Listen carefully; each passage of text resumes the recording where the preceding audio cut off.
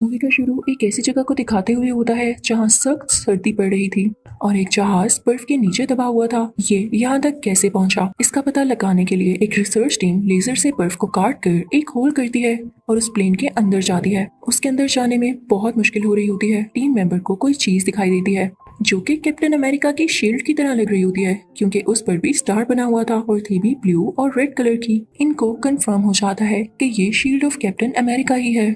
लेकिन ये आई कहाँ से? क्या इस प्लेन में वो भी था? मल्टीपल क्वेश्चन सोच में आते हैं। अब सीन शिफ्ट होता है पास्ट की तरफ, जब हमें एक सिटी दिखाई जाती है। वहाँ जर्मन सोल्जर्स हुआ करते थे। वो अपने लीडर के कहने पर एक एंशिएंट और मिस्टीरियस चीज को ढूंढ रहे होते हैं। जब कोई भी उसको ढूंढ नहीं पाता तो आर्मी लीडर खुद ही एक प्रीस्ट से मिलने जाता है। वहाँ उसको एक फेक कॉस्मिक क्यूब मिलता है जिसे उठाते हुए वो जान लेता है कि ये तो असली नहीं है। वो प्रीस्ट से पूछता है वो चीज कहाँ है जिसकी मुझे तलाश है। तो प्रीस्ट जब कोई उसे जवाब नहीं देता तो लीडर वो फेक क्यूब तोड़ देता है और उससे दोबारा पूछता है मुझे बताओ वो कहाँ है। प्रीस्ट उससे कहता है नहीं, वो तुम्हारे लिए नहीं है क्योंकि तुम एक गॉड नहीं हो। उस चीज को सिर्फ गॉड ही हासिल कर सकता है क्योंकि उसी में इतनी ज्यादा पावर बर्दाश्त करने की एनर्जी होती है। जब प्रीस्ट उसे कुछ नहीं बताता तो वो खुद ही अपनी नजर इधर उधर दौड़ाने लगता है। उसे एक दीवार कुछ अजीब सी लगती है जिसमें एक बटन लगा होता है। वो उसको प्रेस करता है तो उसमें से एक बॉक्स बाहर आता है। उसके अंदर रियल कॉस्मिक क्यूब होता है जिससे लाइट निकलने लगती है। अब यहाँ भी सीन चेंज हो जाता है। पिछले वाक्य को पूरा एक साल गुजर गया होता है। यहाँ हम बहुत सारे लड़कों को देखते हैं जो कि एक ही एज के होते हैं। वहाँ एक लड़का और भी होता है जिसका नाम होता है स्टीव। ये इस मूवी का मेन कैरेक्टर भी है। अब स्टीव का ख्वाब ये था कि वो आर्मी में जाए, लेकिन कुछ डिजीजेस की वजह से उसको सिलेक्ट नहीं किया जाता। अब स्टीव एक ऑफिसर से मिलता है जिसका नाम बकी बार्न्स होता है। स्टीव उसे बताता है कि मैं आर्मी में जाना चाहता था पर कभी ऐसा नहीं हुआ कि मैं सिलेक्ट हो जाऊं, बार बार मुझे रिजेक्ट कर दिया जाता था। तो बार्न्स उसे बताता है कि आज रात में तुम्हें एक ऐसी चीज दिखाऊंगा जिसे देखकर तुम खुश हो जाओगे, एक ऐसा फेस्टिवल जिसमें तुम्हें फ्यूचर की हर चीज देखने को मिलती है। अब वो लोग रात को वहाँ जाते हैं और एंजॉय भी करते हैं। वहीं पर उनको एक मिस्टीरियस आदमी दिखता है, लेकिन वो लोग अपना फन कंटिन्यू रखते हैं। यहाँ एक आर्मी ग्रुप की पिक्चर में खुद को देखते हुए स्टीव बार्न्स से फिर से कहता है क्या कभी मैं आर्मी में जा सकूंगा? मेरे अंदर अपनी कंट्री के लिए लड़ने के लिए बहुत ज्यादा पैशन है और मुझे यकीन है इतना पैशन किसी में भी नहीं। तो बार्न्स उससे कहता है तुम बीमार हो स्टीव। अब इनकी ये बातें वहाँ एक ग्लासेस वाला डॉक्टर भी सुन लेता है। खैर उसी वक्त स्टीव को पता चलता है कि फ्यूचर के लिए आर्मी सिलेक्शन हो रही है।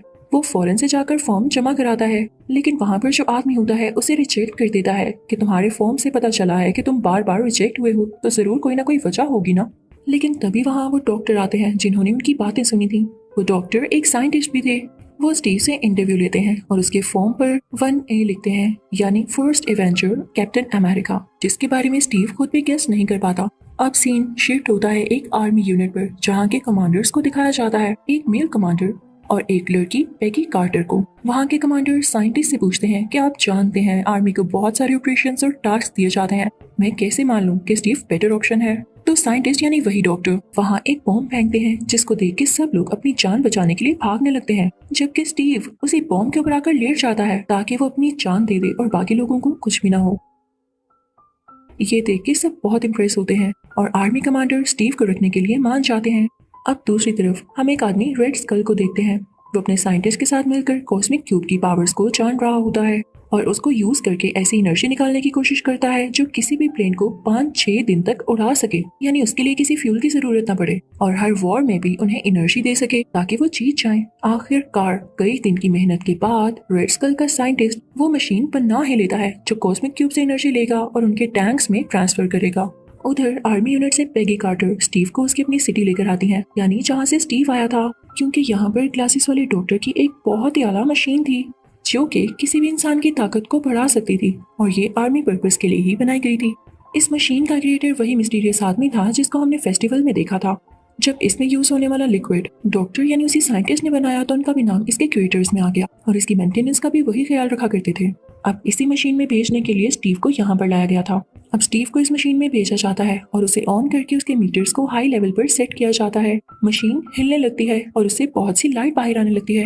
अंदर से स्टीव चिल्ला रहा होता है जैसे वो इतनी एनर्जी को बर्दाश्त न कर पा रहा हो, जबकि अभी मशीन सिर्फ और सिर्फ 70% लेवल पर सेट थी।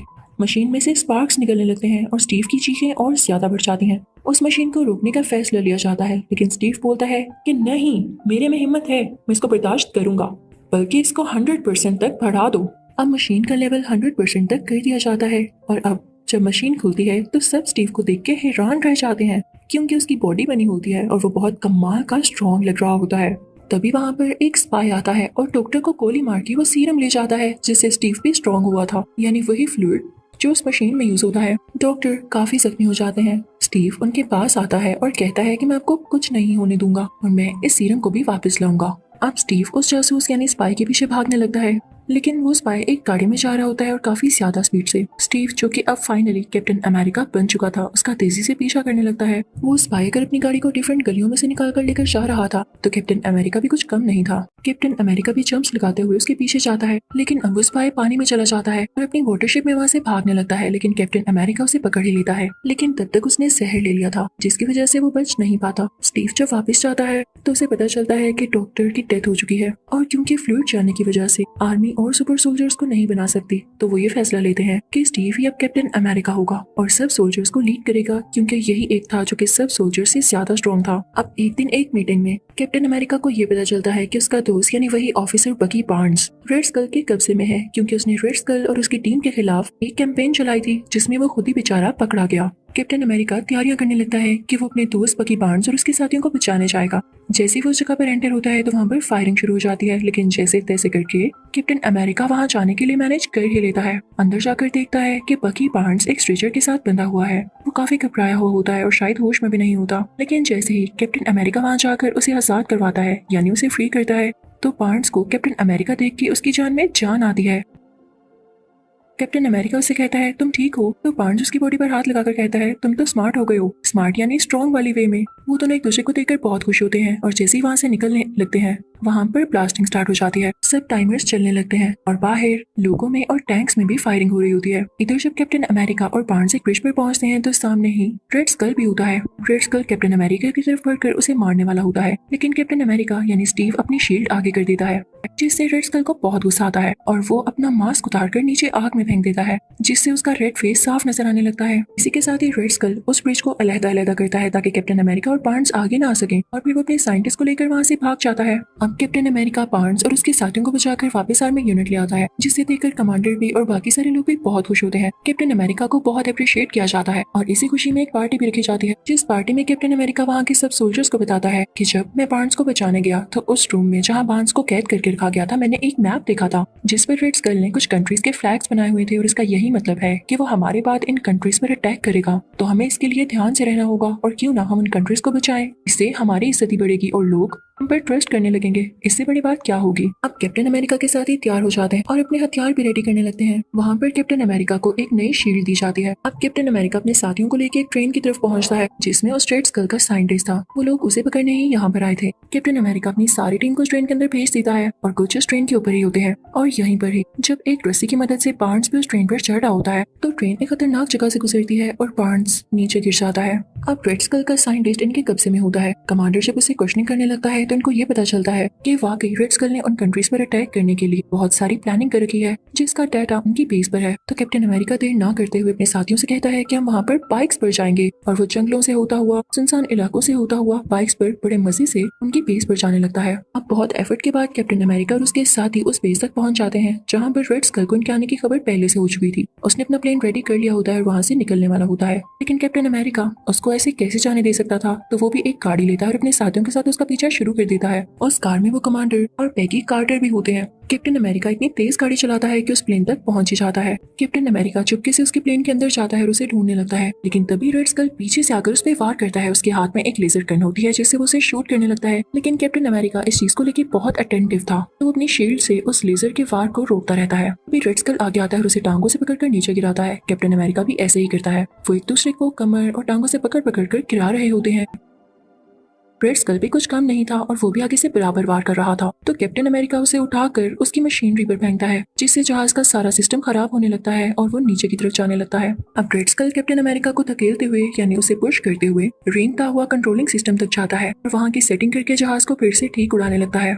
और फिर से कैप्टन अमेरिका की तरफ अपनी लेजर गन के साथ आता है और उससे कहता है तुम्हारी हिम्मत कैसे हुई। लेकिन कैप्टन अमेरिका रोल होते हुए अपनी जान बचाता है और फिर से अपनी शील्ड का यूज करते हुए उसके लेजर शॉट्स को रोकता है। लेकिन इसी दौरान वो कॉस्मिक क्यूब भी हिल जाता है और नीचे गिरने वाला होता है कि तभी रेड स्कल उसे उठा लेता है, लेकिन उसमें इतनी ज्यादा एनर्जी थी कि वहाँ पर स्पार्क्स होने लगते हैं जो कि रेड स्कल की बॉडी के अंदर तक जाते हैं। फिर हम देखते हैं कि रेड स्कल इसी के साथ ही गायब हो गया है, शायद वो इसकी एनर्जी को वाकई बर्दाश्त ही नहीं कर सका और कॉस्मिक क्यूब जब प्लेन के नीचे गिरता है तो वहाँ की रोड्स को पिघलाता हुआ प्लेन से नीचे ही गिर जाता है। अब कैप्टन अमेरिका वहाँ के कंट्रोलिंग सिस्टम पर आता है जहाँ पर उसे पता चलता है कि रेड स्कल इसी प्लेन के जरिए ही बाकी कंट्रीज पर अटैक करने वाला था, क्योंकि इसमें बॉम्ब्स भी पड़े हुए थे और मिसाइल्स भी थे। कैप्टन अमेरिका सोचता है कि मेरे पास और कोई चारा नहीं रहा, अगर टाइम खत्म हो गया तो प्लेन अपने आप उस जगह पर मिसाइल छोड़ने लगेगा और मैं नहीं चाहता कि मेरी कंट्री तबाह हो जाए। तो वो अपनी जान सेक्रीफाइस करने का डिसीजन लेता है ताकि वो इस पूरे प्लेन को क्रैश कर देगा किसी इसी एरिया में जहाँ पर बर्फ ही बर्फ हो और ब्लास्ट हो तो सिर्फ उसी जगह तक हो और किसी पॉपुलेशन को या किसी इंसान को कोई नुकसान न पहुंचे। तो वो साथ ही पैगी कार्टर को कॉल करता है और उसे सब कुछ बताता है कि पैगी मैं अपनी जान कुर्बान कर रहा हूँ। यहाँ पर पैगी काफी उदास हो जाती है, शायद वो उसे पसंद करने लगी थी और ना भी पसंद करती हो, ये सीन था ही इतना इमोशनल। और फाइनली कैप्टन अमेरिका आर्कटिक के उसे इलाके में नई प्लेन क्रैश कर देता है। तभी तो हमने मूवी की स्टार्टिंग में देखा एक रिसर्च टीम को बर्फ के अंदर ये प्लेन कैप्टन अमेरिका की शील्ड मिली थी जो कि इसी वाकये यानी सीन से कनेक्टेड थी। तभी हम उस मशीन के क्रिएटर को देखते हैं, उनको पानी में से वो कॉस्मिक क्यूब मिल जाता है। तो वो कहते हैं अगर कॉस्मिक क्यूब मिल सकता है तो हमारा कैप्टन अमेरिका क्यों नहीं। जल्द ही वो रिसर्च टीम कैप्टन अमेरिका को भी ढूंढ लेती है, उन्हें होश में लाया जाता क्योंकि हम 70 साल गुजर चुके थे। कैप्टन अमेरिका होश में आने के बाद बिल्कुल ठीक ठाक था क्योंकि उसमें उसी सीरम की पावर्स जो थी। तो उसको जिस रूम में रखा जाता है रूम का सारा सेटअप भी पुराना होता है, इवन उसके पास रेडियो भी होती है। तो इसकी कमेंट्री लाइव कैसे चल रही है। वो भाग कर बाहर जाता है, तभी उसे एक आदमी मिलता है और कहता है अरे तुम बाहर आ गए, हमने सोचा था हम तुम्हें आहिस्ता आहिस्ता बताएंगे ताकि तुम घबराओ नहीं। तो चलो तुमने पता लगा ही लिया है तो इसको समझ भी जाना। मुझे अच्छा लगा कि तुम इतने ज्यादा समझदार हो। इसी के साथ इस मूवी का यानी कैप्टन अमेरिका का पार्ट 1 खत्म हो जाता है। Thank you for watching.